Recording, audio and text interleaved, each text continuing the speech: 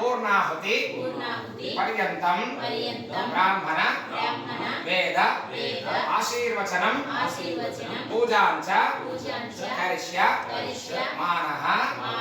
द्वितीय दिवसे ब्रह्म मुहूर्तकाले नूतन गृहप्रवेश द्वारमहालक्ष्मी देवतां पूजाञ्च गोमहालक्ष्मी लक्ष्मी क्षीरवाण्डव देवतां लक्ष्मी नरसिंह प्रार्थना पूजाञ्च करिष्यामः। तदंग रमासहित सत्यनारायण व्रतांग पूजाञ्च आचरिष्ये नमः। तदंग बंधुमित्र परिवार समेत अन्नदान अन्नदान कार्यक्रम पूजाञ्च करिष्यामः इति संकल्प्य అంటే మనం ఇక్కడ నుంచి రేపు చేసే ఉంటారు కూడా మనం ఎక్కడైతే తీసుకున్నా కూడా ఖచ్చితంగా మనం సంకల్పం మనం చెప్పగలమన్నమాట.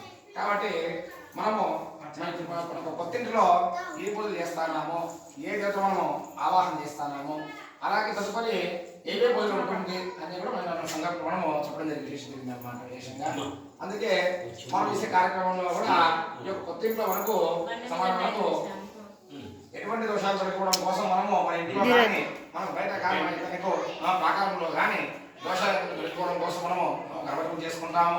అందుకే గణాధిపతి యొక్క విఘ్నేశ్వరుడు అన్నమాట. కాబట్టి విఘ్నకర్త విఘ్నహర్త అన్నమాట. సమస్యను పెట్టేవాడు ఆయనే, తీర్చేవాడు ఆయన. కాబట్టి మనము ఈ కార్యక్రమం దిగ్విజయంగా జరగాల, ఎటువంటి ఆటంకాలు లేకపోవడం కోసం మనము గర్భం చేసుకుంటాము. అలాగే కూడా ఇల్లు అనమాట, ఇల్లు అనమాట. మీ భాషలో ఏమంటామంటే దిల్లు కార్యక్రమం అంటాం అనమాట. దిల్లు స్వామి అంటారు కదా, ఆ దాని పేరే యొక్క స్వస్తి పుణ్యా వసనం అనమాట. స్వస్తి అంటే మంచి వసనములు అనమాట, శుభకరం కలిగి అనమాట. అందుకే యొక్క 3 కలశాల పేర్లు వర్ణదేవులు, బ్రహ్మదేవులు, వాస్తుపురుషులు వాటి యొక్క దేవుడిని ఆవాహన చేసి పూజ చేస్తాము. ఆ కలశంలో మన పశువు అక్షరాలను వేసి యొక్క జలంతో పంచతంతో వేసి నీళ్ళు అంతా మనం శుద్ధి చేస్తాం. ఎందుకు అయ్యాలంటే ఈ ఇంట్లో మనకు వాస్తు ఖచ్చితంగా ఉంటాయన్నమాట. ఎందుకంటే ఎంత మనము ఖచ్చితంగా మనం దాన్ని సమానంగా హద్దులో మనం కట్టి వేసుకున్నా కూడా మనం బియ్యం కించి ఆలోచించినా కూడా వాస్తులోపం ఖచ్చితంగా ఉంటుంది అన్నమాట. ఈ యొక్క వాస్తు మనకి ఎట్లుంటారయ్యా అంటే ఈ యొక్క ఈశాన్య భాగంలో కలభాగం ఉంటుంది, ఈ యొక్క నైరుతి భాగంలో పాదాలు ఉంటాయి, ఈ యొక్క వాయువు అగ్ని భాగంలో చేతులు ఉంటాయి అన్నమాట. అంటే ఇట్లా స్థలంగా ఇట్లా చాపగా చవనుకొని ఉంటాడు అనమాట స్వామి అనమాట. విశేషంగా ఆయన యొక్క గుణం ఉంటుంది అనమాట. ఆయన ఏం చేయడం అనమాట, ఒక గుర్రంలో ఎటువంటి పూజలు ఇట్లా కార్యక్రమం చేస్తుంటే ఆయన అస్తు అస్తు అస్తు తప్ప వేరే మాట చెప్పాలి అనమాట ఆయన. అందుకే ఇంట్లో మనం ఎవరైనా కానీ చిన్నవాళ్ళకి కానీ పెద్దవాళ్ళకి కానీ ఈ యొక్క మంచి మాటలే మాట్లాడాలి, సుఖమైన మంచి మాటలే చెప్పాలి, చెడు మాట మాట్లాడదు అన్నమాట. అందుకే మన పిల్లలు మనం మంచిగా మాట్లాడితే ఎవరుగా అస్తూ ఉంటాడంట, చెడు మాట మాట్లాడితే అస్తూ ఉంటాడు అంటాడు. అందుకే ఈ యొక్క ఆడవాళ్ళు కానీ మగవాళ్ళు కానీ పెద్దవాళ్ళు కానీ ఈ యొక్క మంచికరంగా మంచి మన శుభ్రంగా మాట్లాడాలి, మాట్లాడాలి, శాంతంగా మాట్లాడాలి చెప్పడం జరుగుతుంది. అలాగే కూడా మన స్థలం మన ఇల్లు కూడా ఈ బుద్ధి వరకు అంతా కూడా ఇంత ద్వారం ఎంత మొత్తం మామూలుగా మనం చక్క అనమాట. ఎప్పుడైతే మీకు స్వామివారు మీకు బ్రహ్మోత్రయంలో మీకు పూజ చేపిస్తారో అప్పుడే యొక్క ద్వారం అమ్మవారికి వచ్చి ఉంటుంది. అందుకే ఒక కొత్తింటి మనం గృహప్రవేశం చేసుకుంటే శుభకరమైన వస్తువులు అనమాట ఏవైతే ఉంటాయో అవి మాత్రం తీసుకొని ఇంటికి వస్తాం అనమాట. పసుపు, కుంకుమ, పూలు, పండ్లు, మామిడి కొమ్మలు తీసుకొని వస్తాం అనమాట. అలాగే కూడా ఇక పప్పు, బియ్యం, గాయలు తీసుకొని వస్తాము. అలాగే పాలు పిలుస్తాం. ఎందుకంటే ఒక ఇంట్లో మనం చేరిన తర్వాత మనకి ఏముండాలి అంటే ఆయుష్, ఆరోగ్యం, సిరి సంపదలు ఉండాలి. అందుకే ఆ పాలు మనకి ఏ విధంగా పొందుతుందో మన గృహంలో కూడా మన యొక్క సమస్యలకు ఇక్కడ మన ఎన్నో దోషాలను కలిగిపోకుండా మంచిగా మన పిల్లలకు మంచి విద్య కలగాల, మంచిగా ఆరోగ్యం కలగాల కోసం మనం యొక్క ప్రయత్నం చేస్తాము. అలాగే మీ యొక్క ఇల్లు శత్రుస్థానం సమయం నుంచి ఈ రోజు వరకు కూడా ఇల్లు కట్టే సమయంలో స్థలంలో కానీ ఈ స్థలంలో అప్పటికి ఎవరున్నారో మనకు తెలియదు. ఎటువంటి జంతువులు, పాములు, ప్రదేశంలో చీమలు అడ్డముట్లు జరిగిన ఇతర దోషాలు ఏమైనా జరిగినా మన కోసం ఇప్పుడు మహిళలంతా ఇంటికి వచ్చి వచ్చింటారు ఇక వాళ్ళు నాన్న వసంత చేసింటారు. ఆ ఎవరైతే చేస్తారో ఇంటికి మీకు దంపతులు ఎవరైతే ఉంటారో వారికి దోషం అంటామన్నమాట. అటువంటి దోషాలు తొలగిపోవడం కోసం మీకు చెప్తున్నాను అన్నమాట. గృహ నిర్మాణ సమయే తెన్నుకేటిగా వద సత్వ వద అని చెప్పడం జరిగింది అన్నమాట. అటువంటి దోషాలు మనకు తొలగిపోవడం చెప్పడం జరిగింది. అలాగే కూడా మనం నీకు ఈ కార్యక్రమంలో కూడా చేసుకుంటాము, పుణ్యాసన కార్యక్రమం చేసుకుంటాము. తదుపరి రక్షాబంధనం అంటాము. ఎందుకంటే ఈ రోజు నుంచి రేపు మధ్యాహ్నం వరకు కంకణం కట్టుకొని దీక్షగా అన్నమాట. అంటే ఈ కంకణం కట్టుకోవడం ద్వారా మనకు మీ యొక్క బంధువులు ఎవరైనా కానీ అంటుముట్లు పడచమేమని తెలియనా, ఎందుకంటే మీరు చేస్తారు కదా దేవుళ్ళతో సత్యనారాయణ ప్రసంగం చేస్తారు, ఈ హోమాలో భాగం చేస్తారు. కాబట్టి ఆ కంకణం కట్టుకుని చేసిన తర్వాత ఆ పూజ చేసినప్పుడు మీ దోషం మీకు రావడం కోసము మనం యొక్క రక్షాబంధనం కడతాము.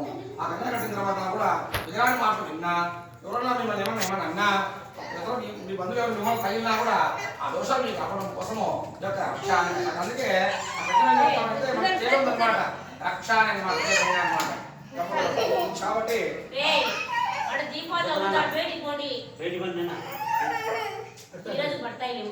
కాబట్టి ఆ విధంగా మనం చేసుకుంటాము, యొక్క రక్షాబంధనం పెడతాము.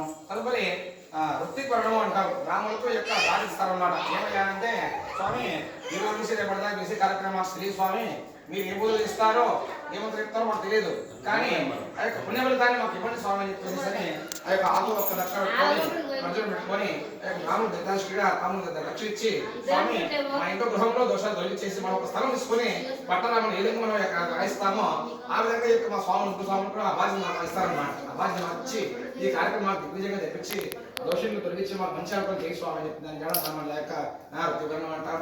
అలాగే అక్కడ కలశాలు పెట్టాము మొత్తం అన్నమాట. దానంతా కూడా మంటమారాలు అంటాం. ఆ మంటమారాలు విశేషంగా నవగ్రహాలు పులిపాలకులు యొక్క వాస్తు దోషాల ఆరాధన అలాగే విశేషం జరుగుతుంది. తదుపరి గణపతి హోమాలు, లక్ష్మీనారాయణ హోమాలు, మృత్యుంజయ హోమాలు, రుద్ర హోమాలు, దుర్గాసప్త హోమాలు, అన్ని హోమాలు అన్ని విశేషం జరుగుతాయి. ఎందుకంటే ఎక్కడైతే మన హోమాలు చెప్తాయో విశేషం చెప్తాయో ఎక్కడైతే మనం ఇటువంటి కార్యక్రమం చేసుకుంటామో ఖచ్చితంగా స్వామి యొక్క ఆశీర్వాదం తప్పకుండా ఉంటుంది. ఎందుకంటే ఎవరికి అయినా కానీ మనం ఇన్ని అనుకున్న పనులు చేసినప్పుడు అది కావాలన్నమాట. అంటే మనకి ఇంద్రియుడి యొక్క ఆశీర్వాదం ఖచ్చితంగా ఉంటే అలాగే యొక్క తల్లిదండ్రుల ఆశీర్వాదం ఉంటే తప్ప ఇటువంటి కార్యక్రమం మనము చేసుకునే వీలు కాదు అన్నమాట. అందుకే అంటారు మనం ఎంత డబ్బు సంపాదించినా కూడా ఒక చెడు హోమం చేయాలన్నా కూడా కార్యక్రమం చేయాలన్నా కూడా దేవుడి యొక్క ఆశీర్వాదం ఉంటే తప్ప మిగతా జరగదు, విశేషం జరగదు. కాబట్టి మంచిగా నమస్కారం చేసుకొని ఇంటిదే ముక్కొని స్వామి ఇప్పుడు ఇటువంటి కార్యక్రమం పెట్టుకున్నాను స్వామి.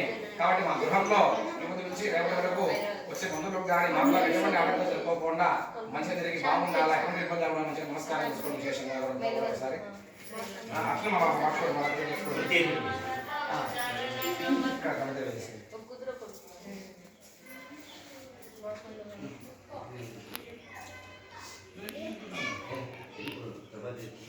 ఏముంటుందా ఎందుకు కాదా